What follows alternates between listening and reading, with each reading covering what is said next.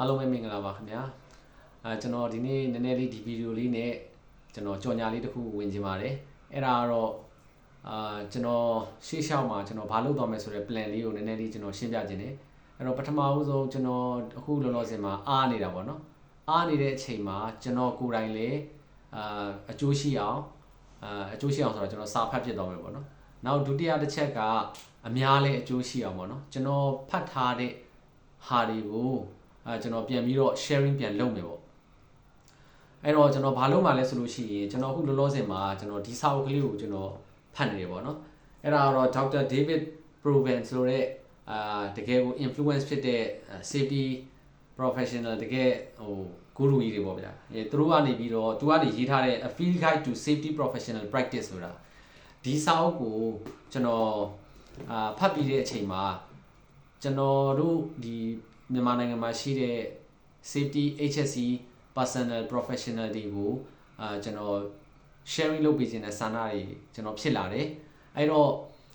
ဒီစာအုပ်ထဲမှာရေးထားတဲ့အကြောင်းအရာတွေကိုကျွန်တော်ကအနှစ်ချုပ်ပြီးတော့အတတ်နိုင်ဆုံးပေါ့နော်ကျွန်တော်ဒီ working experience နဲ့ဆက်ပြီးတော့လုပ်ငန်းအတွေ့အကြုံနဲ့ဆက်ပြီးတော့ကျွန်တော်ဒီဟာလေးကိုကျွန်တော်အပိုင်းလိုက်ကျွန်တော်ဗီဒီယိုလုပ်သွားပါမယ်ဗီဒီယိုလုပ်ရတဲ့ရည်ရွယ်ချက်ကတော့ရုပ်နဲ့နှိပ်စက်ခြင်းလို့မဟုတ်ပါဘူးကျွန်တော်စာရေးရမှာအင်မတန်ပြင်းပါတယ်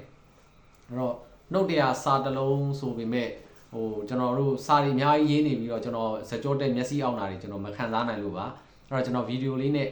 ကျွန်တော်အပိုင်းကျွန်တော်လုပ်သွားမယ်ဗီဒီယိုတစ်ခုကိုလည်းကျွန်တော်9မိနစ်ထက်မပိုအောင်အတတ်နိုင်ဆုံးစူးစမ်းပြီးတော့prepare လုပ်သွားပါမယ်နောက်တစ်ခုကကြတော့အဲ့ဒီစာအုပ်ထဲက concept တွေကိုကျွန်တော်တို့လေ့လာပြီးလုပ်ငန်းခွင်ထဲမှာပြန်ပြီးတော့ apply လုပ်မယ်ဆိုရင်ဘာရမလဲပေါ့နော်အဲ့တော့အဓိကကတော့ဒီကျွန်တော်လုပ်တဲ့ဗီဒီယိုရဲ့ရည်ရွယ်ချက်က HSC safety မြည်သည့် professional ကျွန်တော်တို့တကယ် well experience သမားတွေလည်းပါမယ်အခုမှအသစ်ဒီ safety လောကလည်းဝင်လာတဲ့သူတွေလည်းရှိမယ်ပေါ့နော်ကျွန်တော်တို့အားလုံးကကိုယ်အလုပ်လုပ်နေတဲ့ organization အသီးသီးမှာ safety နဲ့ပတ်သက်လာရင် HSC နဲ့ပတ်သက်လာရင်ဥဆောင်ဥရဲလုပ်ရတဲ့ leadership အခမ်းအနားကရတဲ့သူတွေဖြစ်တဲ့အတွက်ကြောင့်မလို့ကျွန်တော်တို့ lead လုပ်တဲ့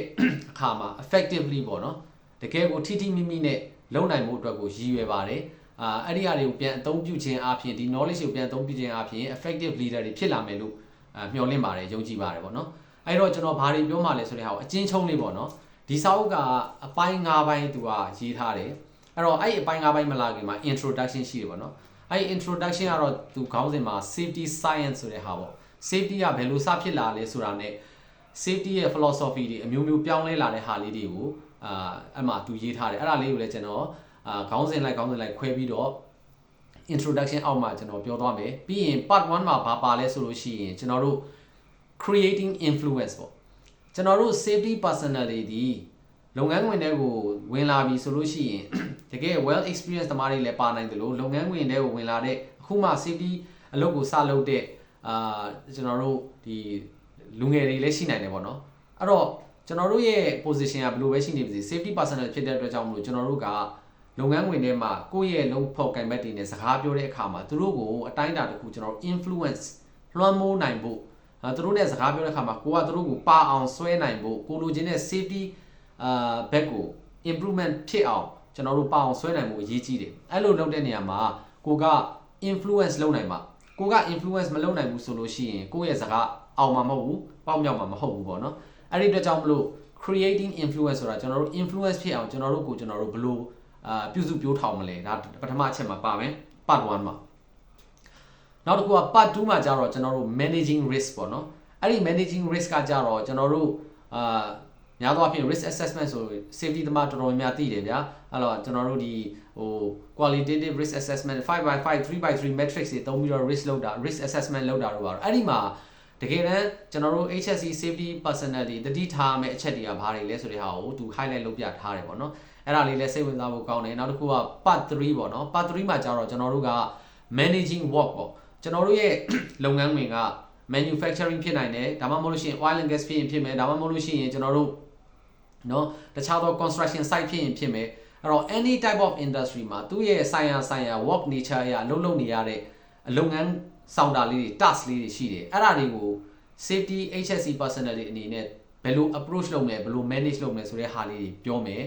နောက်တစ်ခုကအဲ့ဒီမှာပါမလဲဆိုလို့ရှိရင် managing work မှာကျွန်တော်တို့က management system တွေအကြောင်းလို့เนาะအဲ့ဒါလေးပါလာမှာပေါ့เนาะနောက်တစ်ခုကကျတော့ part 4မှာကျတော့ leading change ပေါ့အဲ့တော့ကျွန်တော်တို့က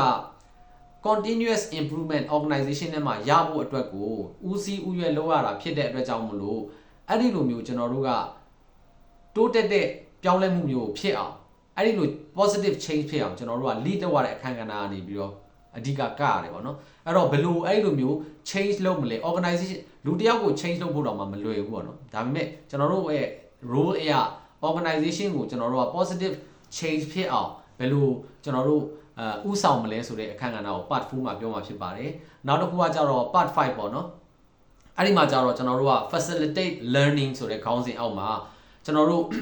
ဒီ organization တစ်ခုလုံးကနေပြီးတော့ past experience ပေါ်မှာဖြစ်ခဲ့တဲ့ accident incident တွေပေါ်မှာဘယ်လိုကျွန်တော်တို့ learn လုပ်မလဲနောက်ပြီးတော့ကျွန်တော်တို့ဘယ်လိုမျိုးရှိ future အတွက်ကို target တွေထားမလဲsafety performance ကိုဘယ်လို measure လုပ်မလဲဆိုတဲ့အကြောင်းအရာတွေပါဝင်ပါမယ်အဲ့တော့ကျွန်တော်ဒီvideo အပိုင်းလေးတွေကိုကျွန်တော် YouTube channel ပေါ့နော် Here and After ဆိုတဲ့ YouTube channel မှာကျွန်တော်playlist တစ်ခုအနေနဲ့တည်တံ့ဖွင့်ပြီးတော့ကျွန်တော်တင်ပေးပါမယ်အဲ့ဒီမှာတော့ကျွန်တော် practical guide for safety professional ဆိုတဲ့ခေါင်းစဉ်လေးနဲ့ကျွန်တော်အဲ့playlist ကိုဖွင့်ပြီးတော့ကျွန်တော်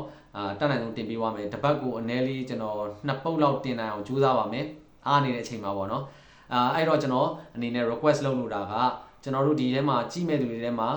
ကျွန်တော်တို့ HSC safety professional personnel တွေလည်းပါတယ်လို့ HSC ကို direct ဒီdirect manage လုပ်နေတာမဟုတ်ဘဲနဲ့ကျွန်တော်တို့ကိုယ့်ရဲ့ section head တွေဒါမှမဟုတ်လို့ရှိရင်supporting ပေးရမယ့်ဝန်ထမ်းတွေလည်းဒီဟာကိုဒီ video လေးတွေကြည့်ပြီးတော့လုပ်ငန်းခွင်ပေးရတဲ့ကင်းရှင်းဖို့အတွက်အကျိုးရှိမယ်လို့မျှော်လင့်ပါတယ်အဲဒီအတွက်ကြောင့်မလို့ကျွန်တော်ဒီအခု sharing လုပ်ပေးမဲ့ဒီ link လေးကို like share နဲ့ subscribe လုပ်ထားဖို့အတွက်ကျွန်တော် request လုပ်လိုပါတယ်ခင်ဗျကျေးဇူးတင်ပါတယ်